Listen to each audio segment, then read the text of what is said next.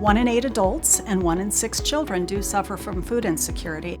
If you're hungry, you just aren't at your best attention-wise, you're not ready to learn, and so having that proper nutrition and having it available from a trusted source, it's so important to have it right here so that kids can progress in their learning.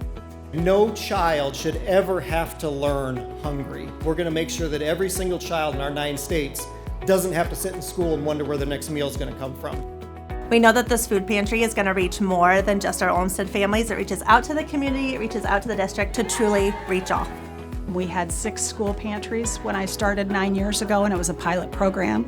Today we have 183, and we literally could not do it without the support of folks like Hy-Vee. We know that this is having such a positive impact on our community. So from the bottom of our hearts, thank you. Getting the right nutrition is essential to achieving and maintaining good health. Yet accessing balanced meals that also support health challenges and fulfill personal tastes is not always as easy as it should be. At Mom's Meals, our passion is to provide nourishment and deliver wholesome meals to the homes of those who need better nutrition to support their health and wellness, no matter where they live. It's the reason we've built our business from our own personal roots, caring for our clients as we do our own family and loved ones. Our menus are designed by professional chefs and registered dietitians to taste great and support the nutritional needs of common health conditions. Clients get to choose every meal, every order. Meals are delivered to any address, no matter how remote. Simply place your order, receive your delivery, heat, and enjoy. To learn more or view the wide variety of refrigerated meals available, visit momsmeals.com.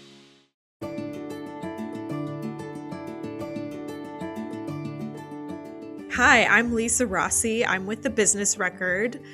Welcome to the Iowa Stops Hunger podcast, an ongoing initiative to raise awareness about food insecurity here in Iowa and to spotlight some of the folks who are working on it to help. Thank you to our sponsors, Hy-Vee and Mom's Meals. Today, we're going to hear from Luke Elzinga from the Iowa Hunger Coalition and the Des Moines Area Religious Council. Welcome, Luke. Hi, Lisa. Thanks so much for having me. Yeah, it's great to have you and to see you again, and I'm excited to do this interview. I want to start and just talk about what are some of the ways that you think the government influences how people eat? Well, that's a very broad question. I feel like a lot to touch on there, but I think over the past year, we've really seen some big changes as it relates to food policy in the United States, both as it relates to, food assistance and programs that help low-income folks, but honestly, just more broadly, we just saw the new dietary guidelines come out. And so we're seeing some shifts in food policy across the country. I work for a food pantry network, the DMARC Food Pantry Network in Des Moines. And we have seen some really big increases in the number of people turning to food pantries in the Des Moines area for help. And I think that's true nationwide. And it's because we've seen some really big changes over the past year as it relates to governmental policy. So we saw the cancellation of some local food purchasing programs, LFPA and LFS, which were funds for food banks and community organizations and schools to purchase more local foods.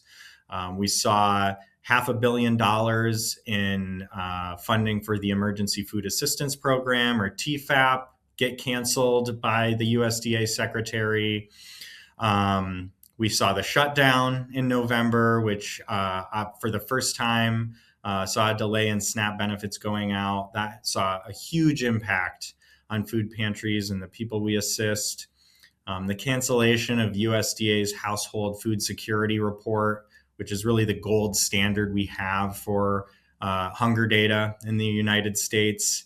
And then probably the biggest change was changes to SNAP in H.R. 1, or the One Big Beautiful Bill Act, the largest cut to SNAP in the history of the program. And for folks who aren't aware, the Supplemental Nutrition Assistance Program, also known as SNAP, formerly known as food stamps, it's really the nation's largest hunger relief program. For every one meal provided by food banks and pantries across the country, SNAP provides 9.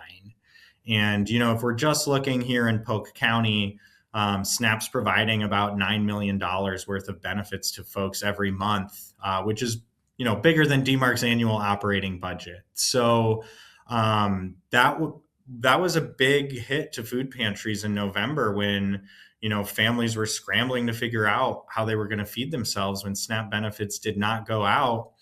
Just in Polk County, that's 50,000 people, who were struggling to figure out how they were going to put food on the table. So we've seen some really big changes, and some of those are yet to come. Some of those changes from HR 1, and obviously with the announcement of the dietary guidelines, we're continuing to see some shifts in food policy in the United States and in the state of Iowa.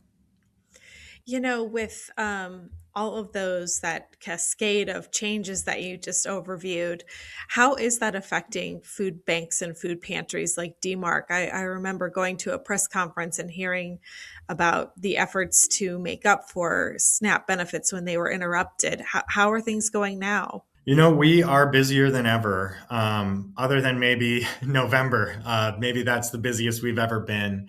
DMARC, we've been doing this food pantry work for almost 50 years. We'll be celebrating the 50th anniversary of our food pantry network in May. So since 1976, we have been doing this work. And we are seeing more people now than ever before in our 50 years of doing this work. We've seen steady increases. And so, yes, we broke records in November, because of that delay in SNAP benefits going out and the shutdown. But we probably would have broken that record anyway, because November is always our busiest month, and we have been breaking records consistently. And so, we are seeing, I think, nonprofits having to do a lot more with less. Because, we see more people because grocery prices continue to be high for folks. We also have to buy a lot of food. And so our prices go up too.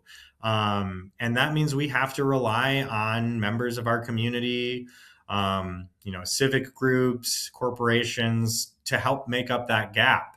It was great to see the governor with her $1 million in matching funds for food banks, Polk County government stepping up with $1 million. But statewide, it was $45 million in benefits that did not go out. So again, just to put that into scope and how important this program is, that was kind of just a drop in the bucket to make up the difference. And I will say, start of November, we really saw a historic surge at food pantries. Once those benefits started going out, things started to calm down a bit. December was a bit slower because people had those benefits from November a little bit later in the month, and they had their December benefits. But start of the year in January, we've seen the numbers just shoot right back up. And so we continue to see, long-term increasing trends. And unfortunately, there's nothing that tells me that is going to change. We're breaking records. Meanwhile, SNAP enrollment in Iowa is at a 17.5-year low. It's the lowest it's been since July 2008. And we can expect in the coming months that we'll see enrollment fall even further as those policy changes from HR 1 go into place that make it harder for people to access benefits. And that means more people turning to the food pantries to make ends meet. Can you overview what some of those policy changes are that make it harder for people to access benefits? Yeah, so there were a number of changes in HR 1. I won't go through them all, but I will go through some of the largest ones. A big change we saw in November was the elimination of eligibility for certain non-citizens. So undocumented immigrants have never been eligible for SNAP, but refugees, asylees, those folks were eligible, but are no longer eligible for SNAP. So that is a big change for those households who were previously receiving that assistance and are now being told you no longer qualify.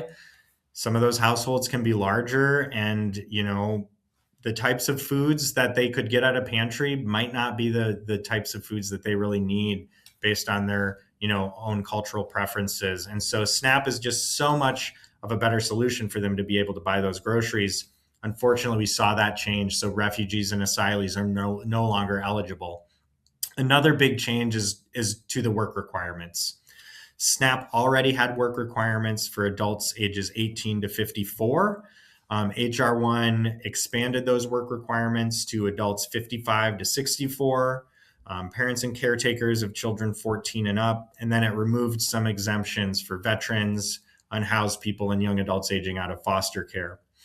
The research on work requirements is pretty clear because, again, we've had them for SNAP for a number of years and they have been studied.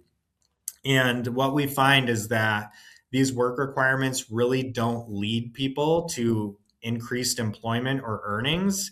It's really just a barrier to be able to access the program. Even if folks are working or if they should be exempt, it's just one more piece of paperwork, one more thing I need to prove to maintain my eligibility. So we'll definitely see some folks lose access from that. And then there were some really big structural changes to how the state administers the program. Prior to the passage of HR1, states have to cover half of the cost of administering the program, but the cost of benefits are fully federally funded. So the state of Iowa pays half the cost to run the program, but all those benefits are coming from the federal government.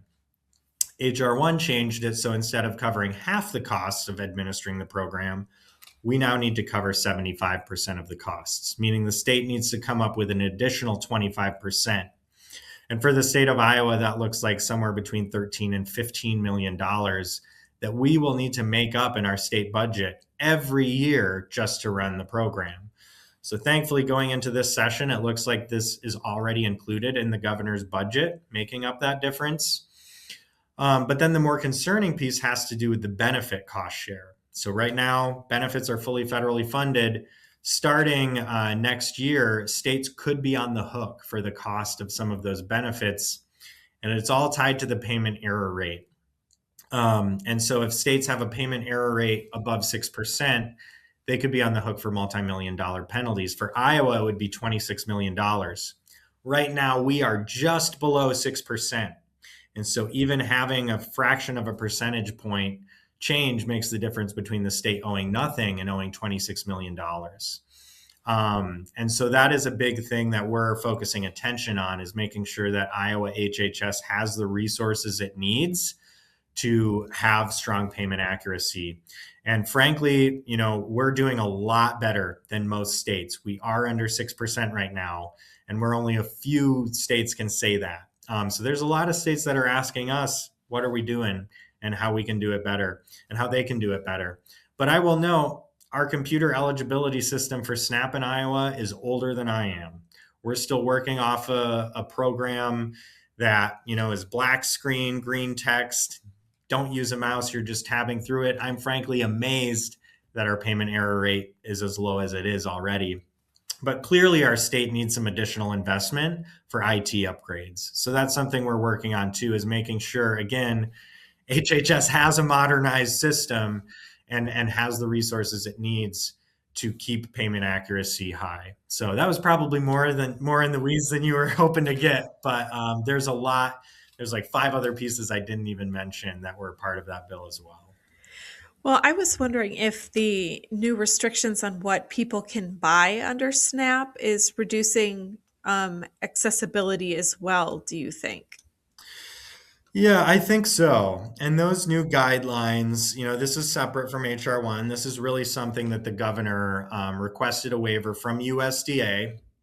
Iowa has the most restrictive SNAP waiver in the country.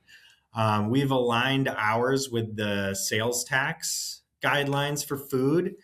And, I think the reason that the state did that was a simple one. We already had this existing standard for sales tax exemption, so we didn't have to come up with a whole separate list for a healthy food list or something like that. But I think, it was seen as a simple solution without realizing how complex those sales tax exemption guidelines are. So yes, Iowa's waiver does ban soda and candy, but there's a lot of nuance there. Granola bars count as candy unless they contain flour. yogurt covered raisins, barbecue coated peanuts. Those are all considered candy. And I think the average person doesn't necessarily know that a granola bar, like a fruit and nut bar that uses honey as a binder, is going to be considered candy, but a Twix bar is not because it has flour in it. And then on the soda side, all varieties of sodas are being banned, even 0-calorie, no sugar added sodas, but also things like lemonade, sweet tea, high C, Kool-Aid. There's a lot of other sweetened beverages that are being banned. And then the most confusing piece has to do with packaged prepared foods. So you've never been able to buy hot prepared foods with SNAP, but you have been able to buy things like, prepared salads or sandwiches or things like that.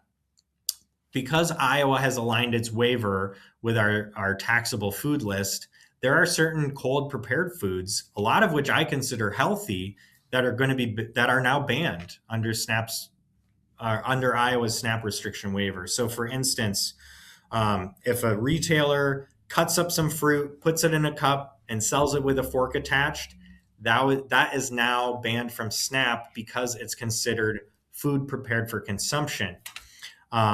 Whether or not a retailer has a publicly accessible microwave can even dictate whether I can purchase a sandwich or not with my SNAP benefits. And so I think, again, the idea was this is the simple route because we have these existing guidelines without really realizing the complexity. And I think the impact that is having is creating a lot of confusion, both for retailers and consumers alike, but it's also increasing feelings of stigma and shame. I think we've done a lot to reduce program stigma for SNAP over the years. We've moved to an EBT card, away from like physical stamps. We've made it less visible that you are, using this benefit in a store. And this really takes us a step backwards. I think it creates more stigma. And when we have higher program stigma, people are less likely to apply, even if they could really benefit from the program. So again, one of those things driving Iowa's lower SNAP enrollment, I think, is when we have things like this introduced, or things at the federal and state level around work requirements or things like that beyond the actual policy, I think are sending a message. The subtext there, when we have work requirements, is the assumption that people aren't working. The subtext when we have these healthy food waivers introduced is that people are eating junk and nothing else. And I think it really sends a harmful message.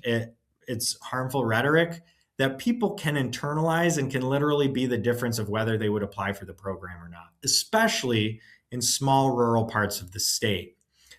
I think I also have a worry about what the impact this is going to be on, retailers and frankly, the rest of us.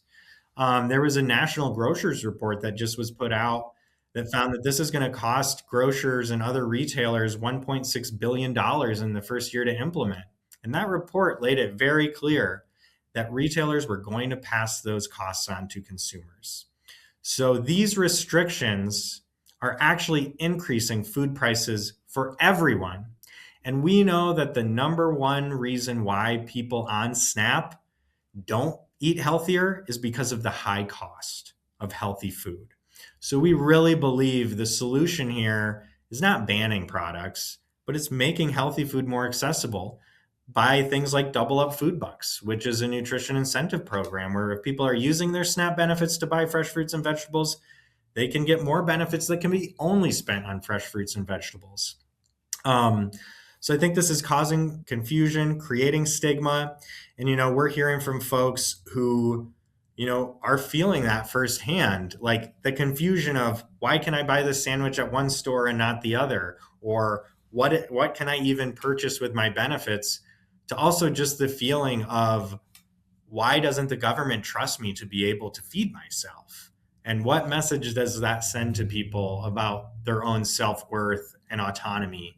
And so again, we believe the solution is making healthy food more affordable for everyone, not banning specific items. We're only 2 weeks into this. I think we'll have to wait to see how this plays out. I will say I'm a little concerned that the governor in her condition of the state was talking about already making this a permanent thing. The point of this 2-year waiver is to study the impacts. does this actually have an impact on health outcomes? If we're only 2 weeks in and we haven't even started the study and we're deciding that this is our permanent choice, I call to question, some of the motivations behind this. Is this really about addressing health outcomes? Or is this about penalizing poor people for, we don't think you should be able to buy certain products? Some that less seem to be about health and more about whether it's convenient.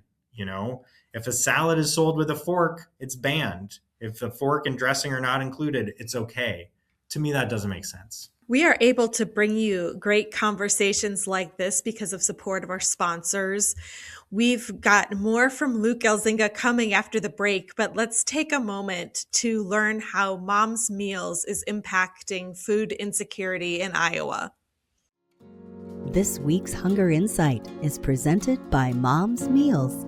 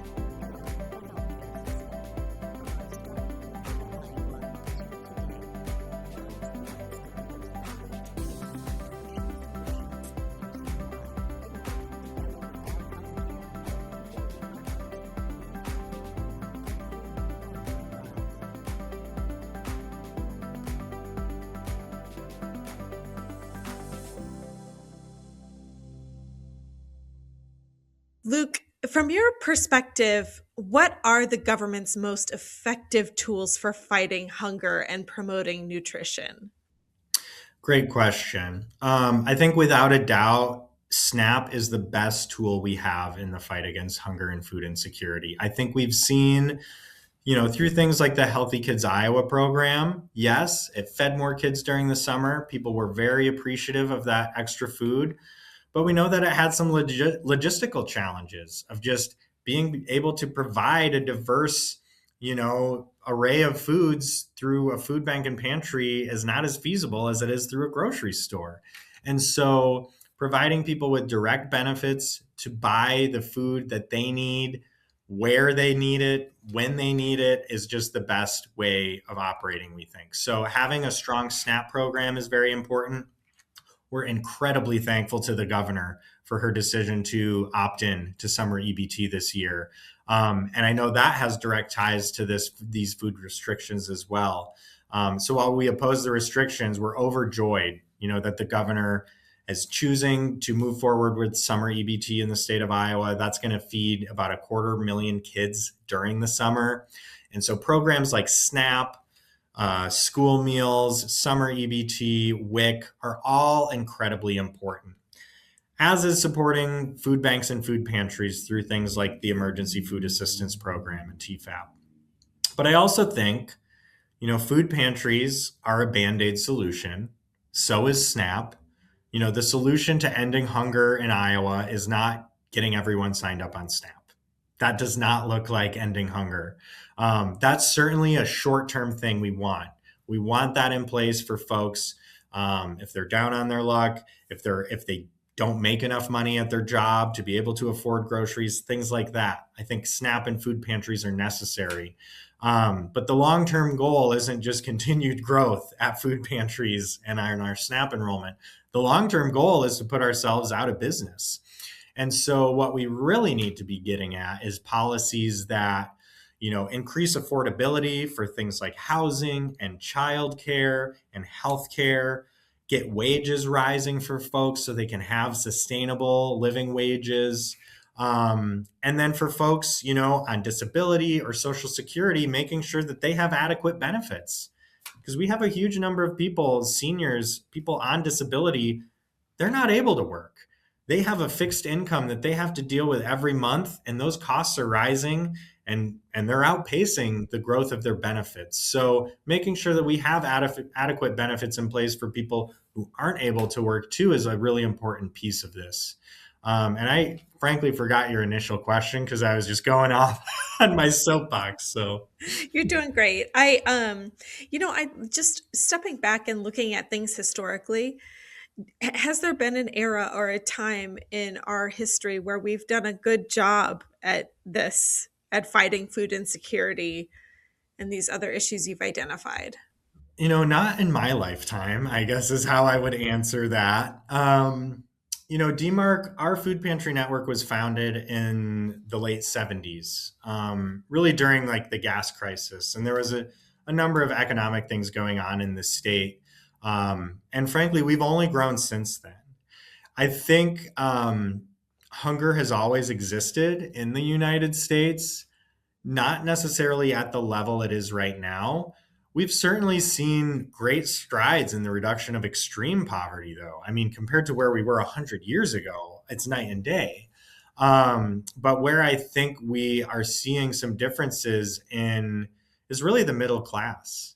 We used to, 60, 70 years ago, you could have a family with one income earner and multiple kids, and that math worked out. And you could own a home and you could, send kids to extracurriculars in college. And now I think that dream is becoming more and more unattainable for a lot of people in the shrinking middle class.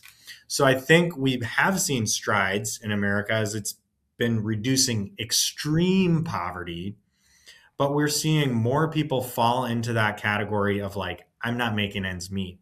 United Way talks about it in terms of ALICE.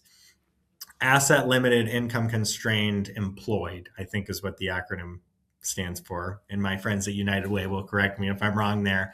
But that's like 30% of Iowans is people who are working, who are just struggling to afford the basics. And that's where we've seen this growth in the last 40 years, I think. And so how do we right that ship is probably above my pay grade. But I do think we've seen it in our history where we've seen times that we've had greater access to the middle class, greater economic mobility, and it does seem like we're getting away from that a bit.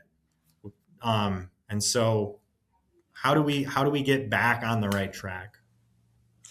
Going back to an earlier question about just the food pantry and DMARC, you mentioned that January was one of your biggest months. The uptick is happening again in January. How are you keeping the food pantry in good shape, good financial standing, able to take on the tsunami of need that is coming its way, as you've described? Yeah, well, thankfully we have an extremely giving community. We've been around since 1952. We've been doing our food pantry work since 1976. We don't rely on government support directly. We do get some TFAP food. Obviously, SNAP helps a lot of the same people. But most of our support comes from faith communities, individuals, businesses, organizations, clubs. And so we're just continuing to need to rely on our community more and more. And so that's really what we're doing. We're applying for more grants. We're hosting more food drives. We're trying to strengthen our relationships with our faith community partners, with corporate giving partners, with foundations. Unfortunately, it's also at a time where there's a lot of other nonprofits who are feeling financial strain too. And so I think we're seeing a greater emphasis on the charitable sector as a whole. And so it's not just, food nonprofits that are being asked to do more with less. It's all sorts of other nonprofits, housing, childcare, young adult work. We're seeing changes at the federal level like we've never seen before in terms of the elimination of grants, of programs, of whole departments. And so I think that has an impact too on our community organizations and their ability to fundraise. I mean, sometimes I feel like I'm the boy who cried wolf out here, because every year we just see more and more people turning to us for assistance. And that's hard, that leads to donor fatigue. And so constantly reminding people of the difference that their contribution makes, of the number of people who are turning to us for support right now, of our ability to provide healthy, fresh food, like that costs us more too. But we put that as a premium because we know that's, out of reach for a lot of people buying those fresh fruits and vegetables. And it's what they want the most of when they're coming to a food pantry. And so just communicating the impact of our mission is more important than ever. The need is higher than ever. And that means the need for donations is also higher than ever. We saw a great swell of support during that shutdown. People knew about it. But our concern is always kind of the day after the crisis. Food insecurity is still here. It's worse than before. And so thank you to business publications and Iowa Stops Hunger for keeping the conversation going. You've been talking about it since the pandemic, and I think it's really important to continue talking about it, because sometimes it's top of mind when we have these really big crisis situations. But for some Iowans, this crisis is today. How am I going to put food on the table today? How am I going to feed my kids? Where do I go? And so that is why our community is so critical in supporting this need. Well, thank you so much, Luke, for your time today. This has been very educational for me and our viewers. Thank you to the viewers for tuning in. And for more information, if you want to read more, go to iowastopshunger.com. Thank you so much.